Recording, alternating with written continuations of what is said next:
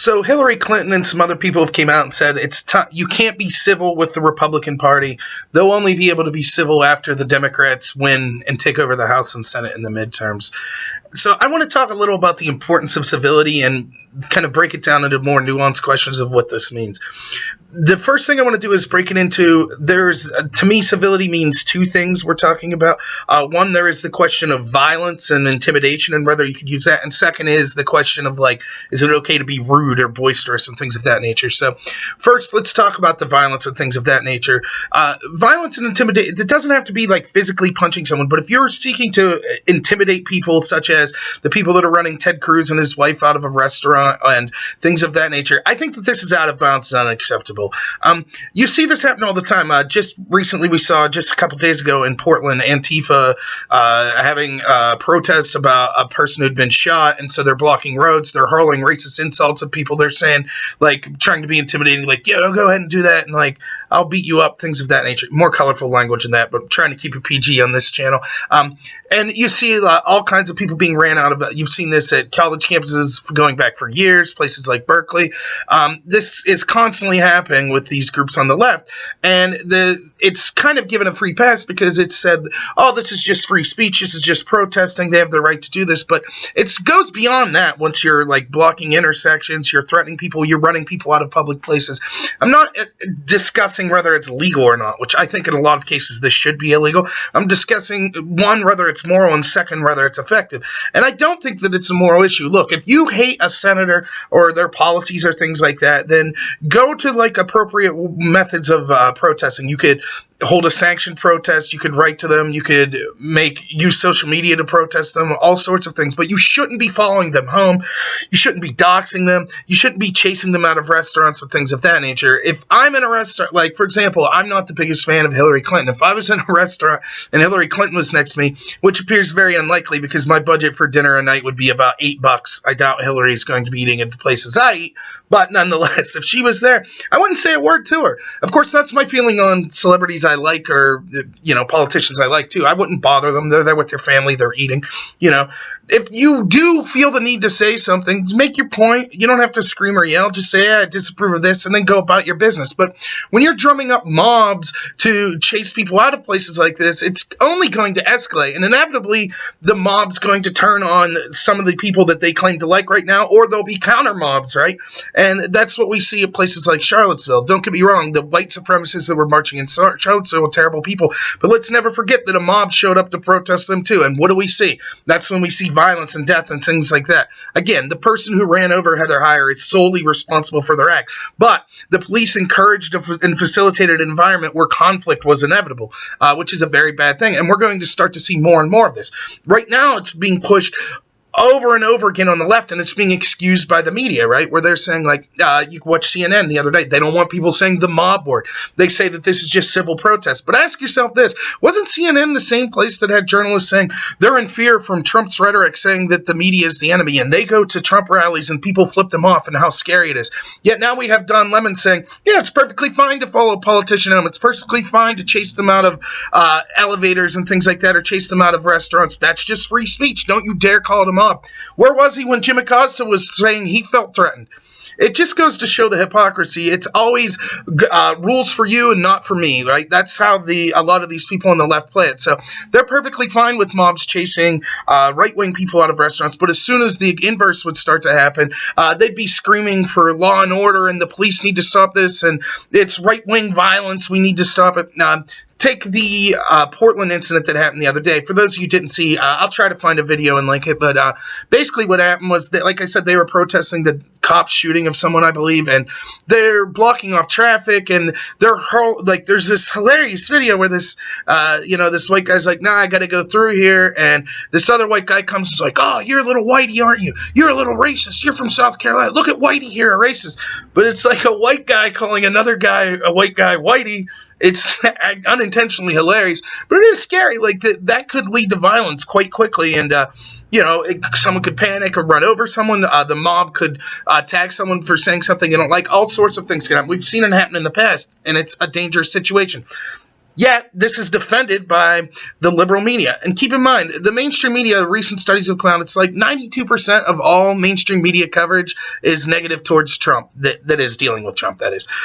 So it just goes to show you, they're all ideologically aligned. We saw this, the Kavanaugh situation, put that more clear than anything I've ever seen, that they're not interested in telling the news, they're just a mouthpiece for the Democratic Party. And so when they're forgiving things like this, ask yourself this, what if it was the other way? What if people had been blocking the street to like they were pro-life people, or they were pro-police people when they're blocking the street, say, right? And a black man pulls up and people start yelling, oh, look at this blackie, you're interested in black power, blah, blah, blah. It would be nuts. The media would be going, oh, can you believe racist mobs have taken to the street? But when it's the other way, right, then it's considered totally fine. We don't have a problem. And to me, racial epithets or attacks on people based on their skin color are always inappropriate, no matter what the color. But for some reason, this is defended as just free speech on the left. And the problem is it's going to escalate, right? This intimidation, we already saw a congressional staffer doxing people. He apparently threatened to give out children's health information of Republican senators. We've seen the people being intimidated, the Republicans having to have armed guards escort them around the Capitol because of all these mobs that were approaching them. We've seen what this leads to, right? We saw the ball field where Steve Scalise got shot and Republicans were shot at by a Bernie supporter who was just off his right. Rand Paul himself had been attacked by a neighbor who apparently didn't agree with his politics and broke 6 of his ribs.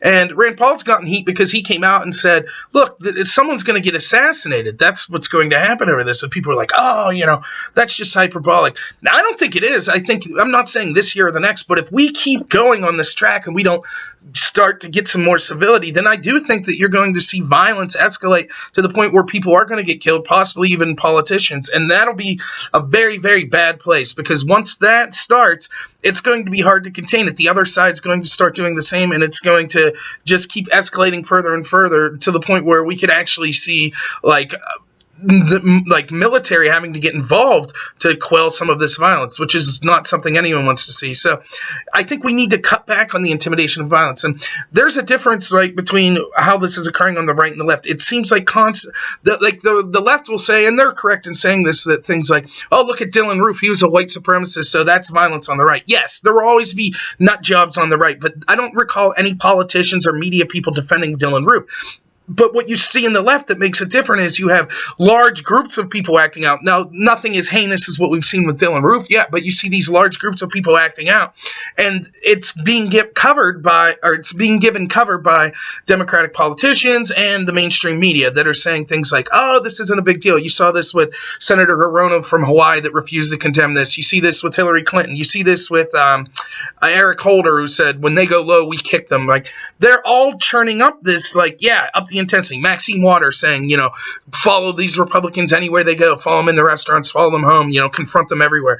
Like, what happens is they're ginning up their base, which they think they're doing for political reasons, but what they don't understand is they are also ginning up the violence and the intimidation, and that's not a good thing. You don't really see this on the right. Now, the one example would be the one rally where Donald Trump said, hey, if you hit someone, I'll pay your legal funds. That was unexcusable. He should have never said that, and he was condemned by right and left-wing media people and politicians. There weren't many people defending it, but he said that once, maybe twice. I don't know. I only remember once he said that. And you have to understand what was occurring at these Trump rallies was the media, again, was providing cover. What would happen would be you'd have Trump rallies where people from the left would come and there would be confrontations. But you never saw people from the right swarming Bernie or Hillary rallies, right? It was always just people from the left, and this seems to be a constant theme. It's even more troubling when you find out that many of them are paid, right? Like, they work for organizations where they're getting some kind of financial compensation for coming up and doing this. So it makes it even crazier when you think of that. So I think that cooler heads need to prevail. Strategically, also, this is a very bad decision, because I think that people are starting to see this mob mentality on the left, and it's driving a lot of independent people. It might gin up their base and drive out votes, but I think it's scaring a lot of right-wing people and independent people that are like, we don't want a country like this, right? We don't want excuses being made for mob mentality, to chasing people around, blocking streets, chasing people that they don't agree with out of restaurants, things of that nature. It's a very bad place to live. That's not what you want. You want to have some kind of civility. Now, the violence and the intimidation, to me, that's different from the idea of civility of can you be mocking in tone? Can you be, like, I guess, belligerent in some sense? Can you be rude? Like, I don't have as much of a problem with that. I would like to see that would be curbed too, but I don't mind, particularly if you're not a politician, if you want to be snarky or someone, that's fine. Like, and there's a way to do it. There's a way to be rude and funny and prove your point and not come off as extremely obnoxious. But it's a very fine line, and it's difficult to do. But I get it. Everyone gets upset. Like, as a member, someone who's more right-leaning or conservative, I was upset with a lot of the policies Obama had. And if I was talking, just to friends or stuff, I wasn't necessarily super polite, like trying to be cordial when discussing my dislike of some of these policies. Having said that, you would like to see your politicians cut back on that, and people on the left will be right to say, well, Trump's kind of the poster boy for, not being civil in that sense, in the sense of being rude and attacking opponents. Yeah, and a lot of times when he does that, I don't really like it. But you do have to understand that, like, a lot of this is because it's been for years, it's been seen as, like, the people on the left think the people on the right are, like, evil, terrible people, and the people on the right think the people on the left are just wrong.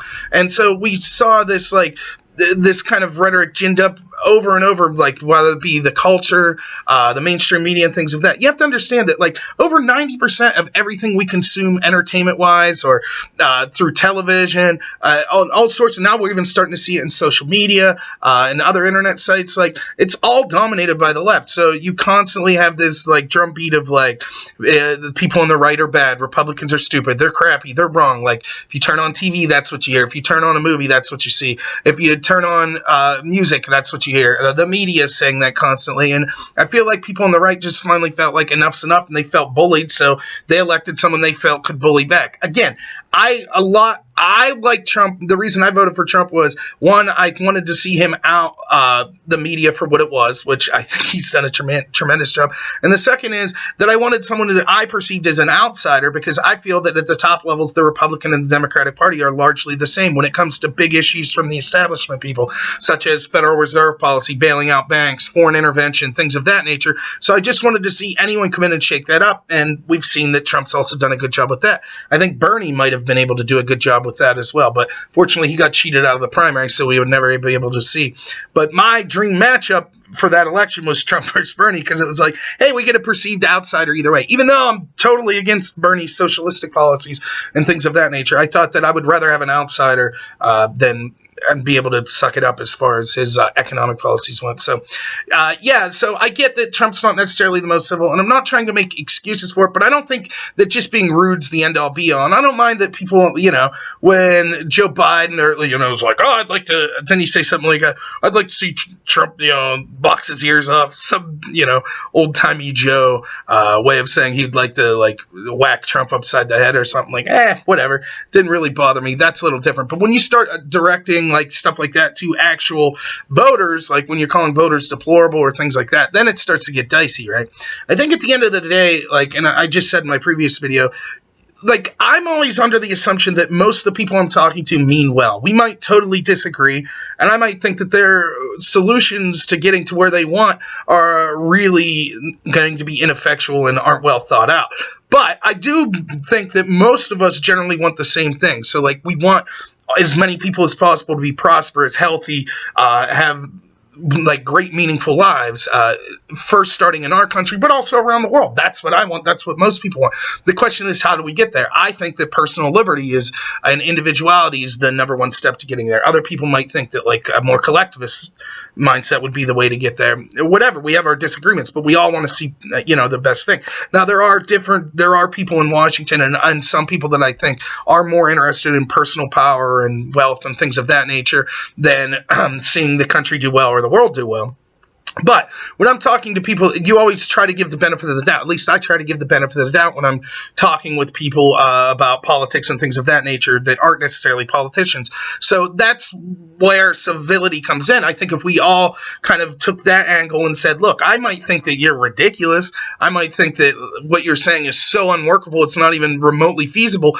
But you probably are good-natured and probably have things are well-intentioned. And even if it's not the case, it's more effectual to assume that that is the case, because if you assume the opposite, you could be in error, and that's how civility collapses, because you're assuming this person that is not genuine that I'm discussing this with, and therefore I don't have to be civil with them. So that could be a mistake, and you could be wrong. And second, even if it's not going to be effectual to people that are listening from the outside, because what they want to hear is reasoned arguments as to why your solution would be best. They don't want to hear you making personal attacks on other people. So I think that we need to really go against what the Democratic Party's saying, and what Hillary's saying, and a lot of these Democratic leaders.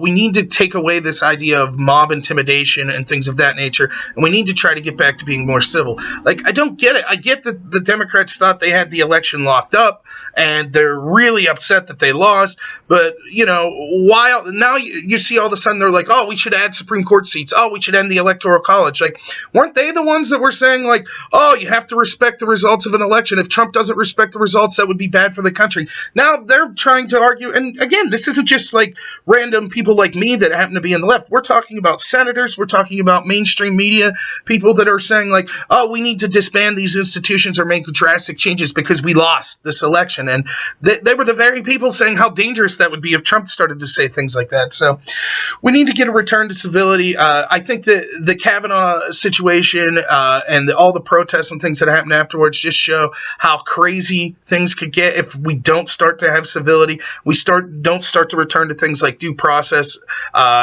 people being innocent until proven guilty, assuming others have good intentions. We just have disagreements on how to get there. Because I feel if we don't get there, we can see how, just look in the past like 4 years, how much it's escalated. And I feel like it's going to just get exponentially worse, where we're going to start to see more things like the Scalise shooting and more things like Rand Paul getting attacked. It's going to get worse and worse. So, all right, everyone, have a good one.